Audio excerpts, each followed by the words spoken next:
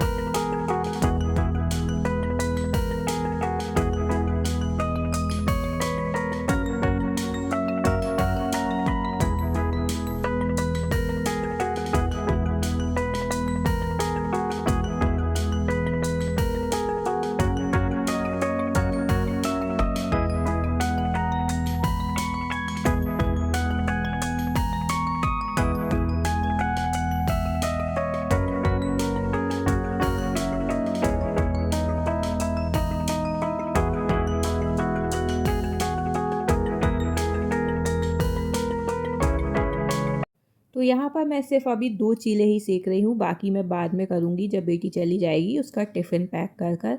और यहाँ पर मैं लोहे का ही तवा यूज़ करती हूँ, मैं नॉन स्टिक बहुत कम यूज़ करती हूँ।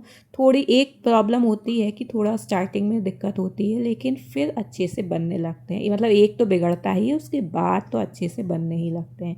तो जब मैं वीडियो एडिट कर रही थी तो ये वीडियो अराउंड 8 मिनट्स की हो गई थी। तो इट मीन्स मुझे 2 चीले बनाने में और उसकी तैयारी करने में पूरे 8 मिनट लगे हैं। तो अब आप बताइएगा कि आप जब चीले बनाते हैं तो आपको कितना टाइम लगता है। तो ऐसे ही अनदर कुकिंग चैलेंज में हम मिलेंगे।